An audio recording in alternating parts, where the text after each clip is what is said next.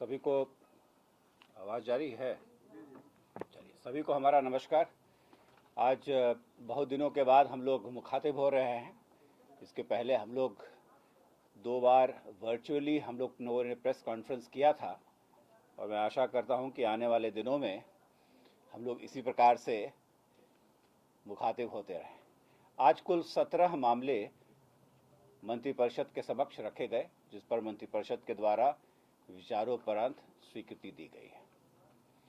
पहला है उद्योग विभाग का और राज्य औद्योगिक विकास निगम कर्मचारी महासंघ, इनके द्वारा झारखंड में माननीय उच्च न्यायालय में एक रिट दायर किया गया था और उस पीआईएल में झारखंड उच्च न्यायालय ने आदेश दिया था कि झारखंड सरकार और बिहार सरकार दोनों वहां पर 20-20 करोड़ रुपए जमा करें ताकि उनके पुराने जो वेतन आदि इत्यादि हैं उसका निराकरण किया जा सके। तो उसके लिए बिहार आकस्मिकता निधि से 20 करोड़ रुपए अग्रिम दिए जाने के प्रस्ताव पर आज मंत्रिपरिषद ने स्वीकृति दी है। कृषि विभाग के द्वारा सबौर भागलपुर में जो कृषि विश्वविद्यालय है, वहाँ जो अंगीभूत महाविद्यालय और उनके जो शोध संस्थान हैं, उनके जो सेवानिवृत्त शिक्षक हैं, वैज्ञानिक हैं, उनको 1 जनवरी 2016 के प्रभाव से पुनरीक्षित वेतनमान वेतन स्तर की जो पूर्व में औपबंधिक स्वीकृति दी गई थी, उस औपबंधिक स्वीकृति में कुछ एक पद छूट गए थे। तो उन पदों को शामिल करते हुए उसे अंतिम रूप से पुनरीक्षित करने के प्रस्ताव पर आज मंत्रिपरिषद की स्वीकृति प्राप्त है। गृह विभाग के द्वारा भी बिहार राज्य औद्योगिक सुरक्षा बटालियन में जो पद सृजित किए गए हैं, उनका पुनर्नामांकन किया गया है। सीआईएसएफ के तर्ज पर बिहार इंडस्ट्रियल सिक्योरिटी फोर्स के भी 2 बटालियन स्वीकृत हैं और उनमें पद हैं। तो उनमें जो पद थे, उन पदों को पुनर्नामांकन किया गया है। जैसे कि पुलिस अवर निरीक्षक के पद स्वीकृत थे, तो अब उसको कैटेगराइज किया गया है कि पुलिस अवर निरीक्षक का एक कंप्यूटर होंगे, एक वितंतु होंगे, एक रक्षित होंगे। तो जो जिस कैटेगरी के कर्मी हैं और उनका जो कार्य है, उस कार्य के अनुरूप उनके नामों को पुनर्नामांकित किया गया है। कोई एडिशनल पद नहीं सृजित किया गया है। पद उतने ही रह गए हैं, लेकिन उन पदों के नाम बदले गए हैं।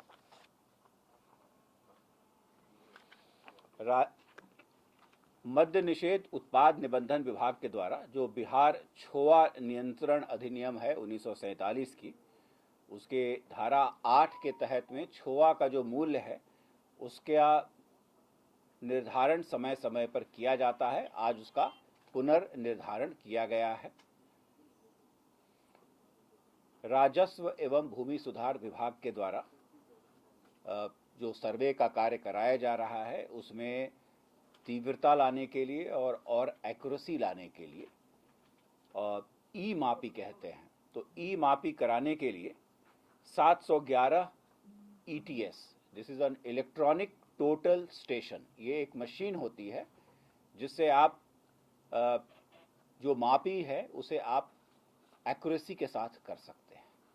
तो प्रस्ताव था विभाग का कि प्रत्येक अंचल में 1-1, प्रत्येक अनुमंडल में 1-1 और प्रत्येक जिले में 2-2 ETS machine, electronic total station machine खरीदे जाए और लगभग एक की कीमत 6 लाख रुपए आती है।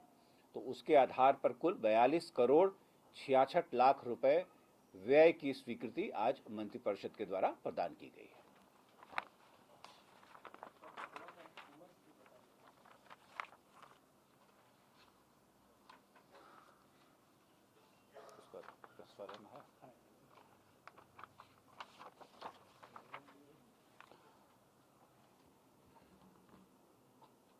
उसमें छोआ में शुगर का जो कंटेंट होता है उसके आधार पर उसकी ग्रेडिंग की जाती है। तो ग्रेड 5 जो है, जिसमें 37% से लेकर के 41% के बीच में शुगर कंटेंट होता है, उसका दाम रखा गया है 336 रुपये प्रति क्विंटल।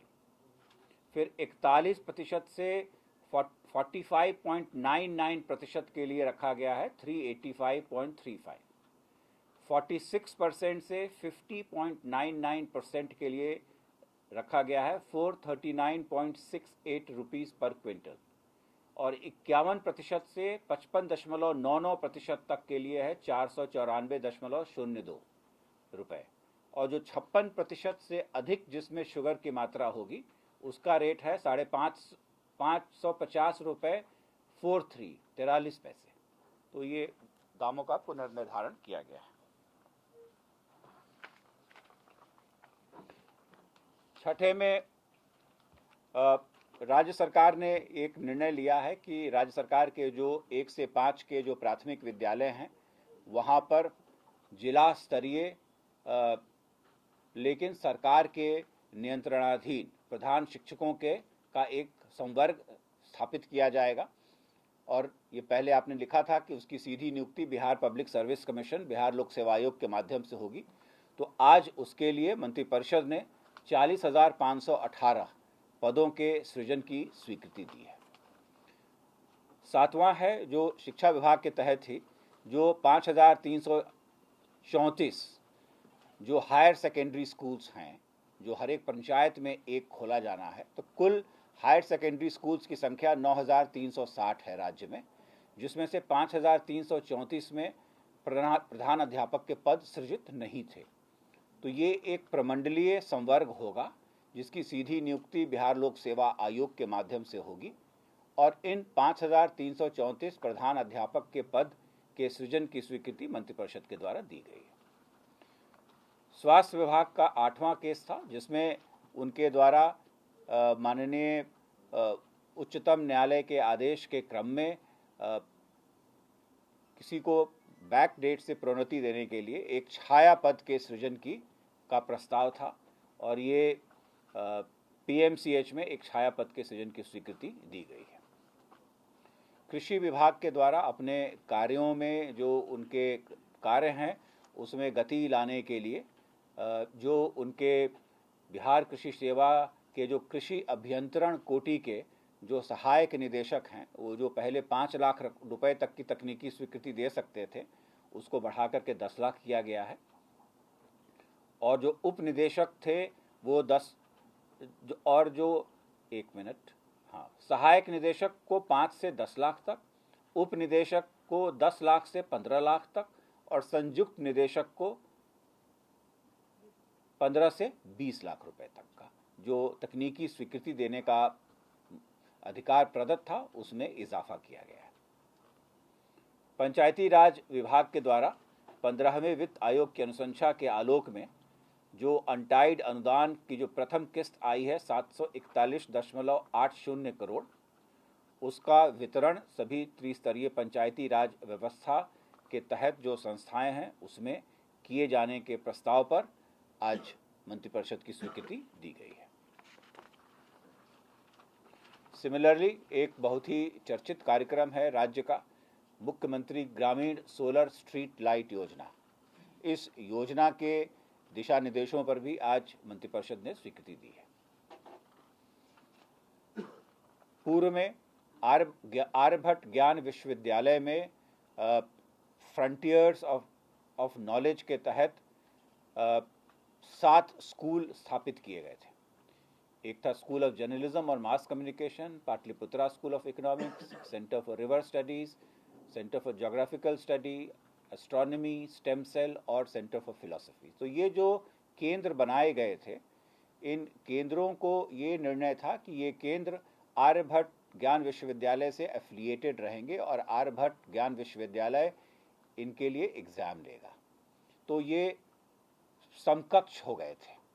तो राज्य सरकार ने निर्णय लिया है कि ये सारे जो स्कूल ऑफ एक्सेलेंस हैं विभिन्न विधाओं के लिए, इनको आर्यभट्ट ज्ञान विश्वविद्यालय के अधीन कर दिया जाए, और पहले इनके लिए डायरेक्टर के जो पद सृजित किए गए थे उसको अब डायरेक्टर नहीं कह करके उसको डाउनग्रेड कर दिया गया है। अब वो डीन कहलाएंगे, क्योंकि डायरेक्टर का जो पे स्केल था वो वाइस चांसलर के समकक्ष हो गया था। तो अब इसे डीन के स्तर पे डीन कहलाएंगे, और डीन का जो आप जानते हैं डीन प्रोफेसर रैंक के पदाधिकारी होते हैं। तो अब ये जो सारे सेंटर्स हैं जो पूर्व में सृजित किए जा चुके हैं और जो और 5 सृजित किए जाने हैं, ये सभी के सभी आर्यभट्ट ज्ञान विश्वविद्यालय के अधीन होंगे, डीन के द्वारा हेड किए जाएंगे, जो डायरेक्टली वाइस चांसलर आर्यभट्ट ज्ञान विश्वविद्यालय को रिपोर्ट करेंगे। तो एडमिनिस्ट्रेटिव कंट्रोल ज्ञान विश्वविद्यालय का होगा। पंचायती राज विभाग के द्वारा जो अभी इलेक्शन होने वाले हैं और ईवीएम में जो पिंक पेपर सील इस्तेमाल किया जाता है, उसके मुद्रण के लिए सरस्वती प्रेस वेस्ट बंगाल को मनोनीत किया गया है। स्वास्थ्य विभाग के द्वारा आयुष्मान भारत के तहत प्रधानमंत्री जन आरोग्य योजना चलाई जाती है और उसमें ये प्रावधान है कि एक एस्क्रो अकाउंट होगा जिसमें राज्य सरकार अपने राज्यांश को डालेगी और उसी के अनुपात में केंद्र सरकार केंद्रांश देती है। तो आज बिहार सरकार ने अपने राज्यांश के लिए 99.68 करोड़ रुपए उस एस्क्रो अकाउंट में हस्तांतरित करने की स्वीकृति दी है। उसके पश्चात इसका जो ये 40% होगा, इसका जो 60% होगा केंद्रांश, वो भारत सरकार के द्वारा इसी अकाउंट में हस्तांतरित कर दिया जाएगा। और उसी प्रकार स्वास्थ्य विभाग के अधीन डॉक्टर अंजनी कुमारी चिकित्सा पदाधिकारी सदर अस्पताल शेखपुरा हैं। ये 14/10/2011 से अनाधिकृत रूप से अनुपस्थित थी। इनको विधिवत विभागीय कार्यवाही के अधीन करते हुए आज सेवा से बर्खास्त किया गया है। हमारे जो कारा हैं उसमें लोग मोबाइल का फ़ोन का इस्तेमाल करते हैं और इस मोबाइल फ़ोन की प्रवृत्ति को बंद करने के लिए सर्वप्रथम राज्य सरकार ने गृह विभाग का प्रस्ताव था कि बेऊर और मंडल कारा हाजीपुर, इन दोनों काराओं में जैमर लगाए जाएंगे और ये 4G जैमर्स होंगे। और इसके लिए भारत इलेक्ट्रॉनिक्स लिमिटेड, जो भारत सरकार की एक उपक्रम है, उसने प्रस्ताव दिया था 19,52,566 रुपए का और भारत इलेक्ट्रॉनिक्स लिमिटेड को मनोनीत करते हुए उक्त राशि के व्यय करने की स्वीकृति मंत्रिपरिषद ने दी है। और जो अंतिम 17वां है वो है Bihar state power holding company की जो 2 कंपनियां हैं उनके नीचे, नॉर्थ और south Bihar power distribution company limited, इनके ऊर्जा बकाया के मद में और जो जहां से ये पावर खरीदते हैं उनको समय समय पर भुगतान किया जाता है। तो उसके लिए लेटर ऑफ क्रेडिट स्थापित करने की अनुमति दी गई है और उसके माध्यम से पंजाब नेशनल बैंक और जो अन्य बैंकों का समूह है उससे north Bihar power distribution company limited को 400 करोड़ और south Bihar power distribution company limited को 450 करोड़ की जो वर्किंग कैपिटल लोन है, कार्यशील पूंजी ऋण प्राप्त करने की स्वीकृति मंत्रिपरिषद के द्वारा दी गई है। और ये ऋण और इस ऋण पर जो ब्याज होगा, इसे ये दोनों कंपनियां अपने आंतरिक संसाधन से जो इनको राशि प्राप्त होगी उससे ये बैंकों को वापस करेंगी। तो ये कुल आज 17 प्रस्ताव थे जो आज मंत्रिपरिषद के समक्ष रखे गए, जिस पर मंत्रिपरिषद ने विचारोपरांत उस पर स्वीकृति दी है।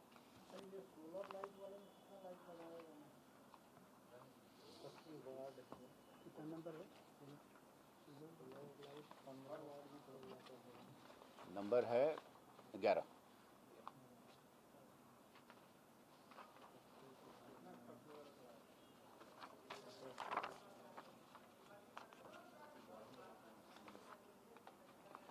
ग्राम पंचायतों के टोलों बसावट क्षेत्रों की सड़कों गलियों को देखते हुए प्रत्येक वार्ड में औसतन 10 सोलर स्ट्रीट लाइट लगाए जाएंगे।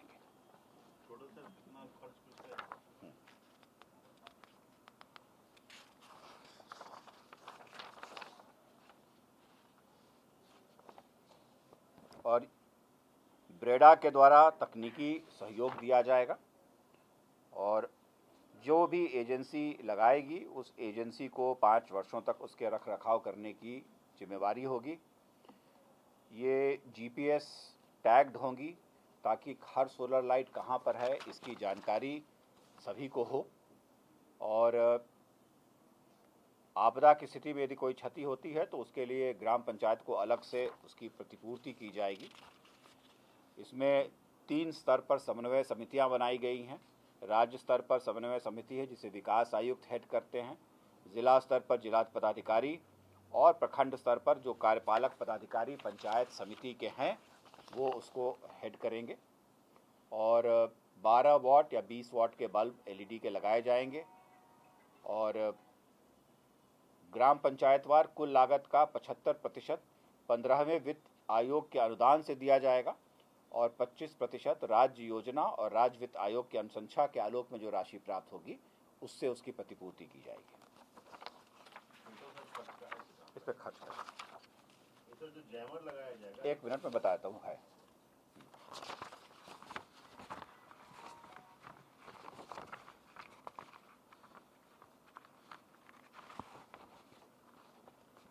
कुल 1,14,010 लाइट था एक वार्ड में, कुल 1,14,667 वार्ड्स हैं और 15वें वित्त आयोग से इसमें 3,512.60 करोड़ का प्रावधान है।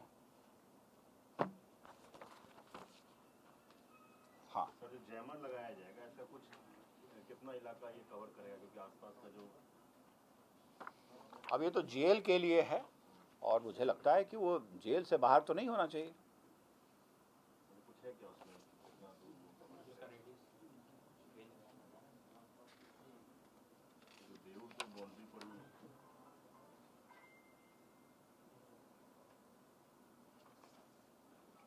नहीं, ये तो उसमें नहीं है कि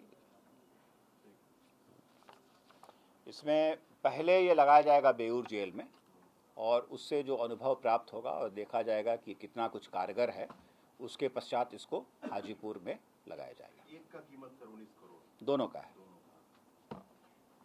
इसमें एनुअल मेंटेनेंस भी है, शामिल है 3 वर्षों का।